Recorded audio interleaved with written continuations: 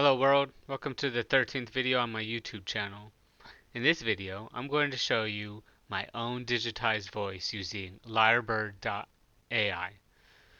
For my Jarvis-like program, I'll be using a digitized voice that comes with a natural language processor. You've heard it in previous videos using the Python text-to-speech program. I don't know if that's going to be the forever program I use, probably not.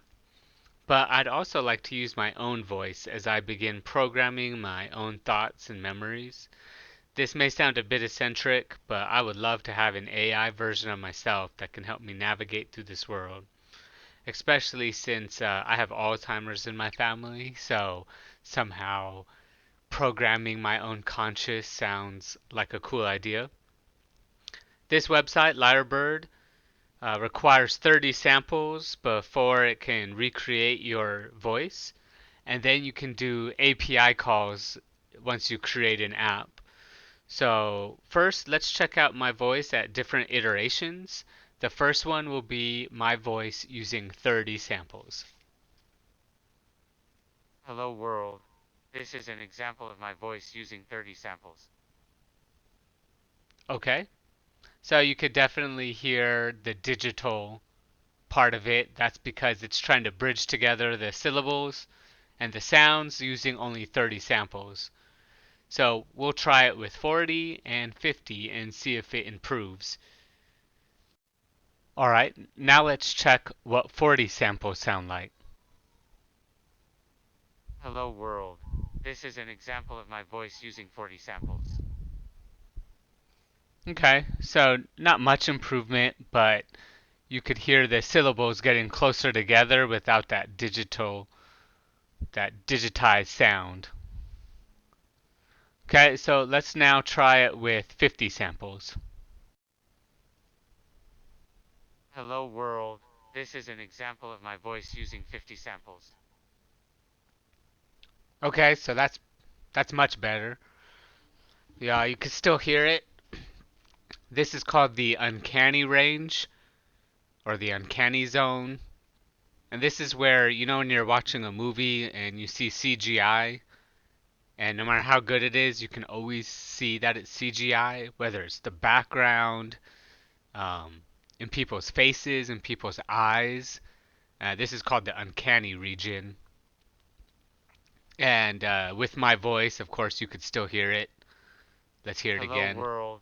This is an example of my voice using 50 samples. But it's pretty close. That's pretty good. Okay, so now let's check my voice using 75 samples. Hello world. This is an example of my voice using 75 samples. That's pretty good, but I think we're getting to the point of not a negative rate of return, but where the more samples you do, the less you're earning in quality. So the difference between 40 and 50 was substantial, but 50 to 75 wasn't linear. And so we'll try it one more time with 100 samples, but these are actually cut videos because every time you generate the voice, I can't go back and use the 30 sample voice to say that hello world, this is the example of my voice using 30 samples. So I'm going to record 100 samples and then come back and we'll listen to my voice at 100 samples. All right, I recorded 100 samples. So let's check it out. Hello world. This is an example of my voice using 100 samples. All right, so I noticed that when I played back my videos that there is some echo and there's also some clipping. The echo and clipping is only when I'm recording these YouTube videos. That doesn't show up. The clipping does a little bit from the site. So that's 100 samples. That's pretty good. Still very robotic, but it sounds pretty close to me, and that's pretty exciting.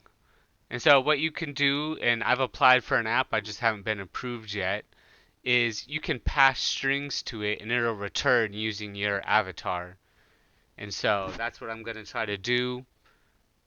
And so what I would like to have that is the ability for my wife and my children to talk to me using my computer program using my voice.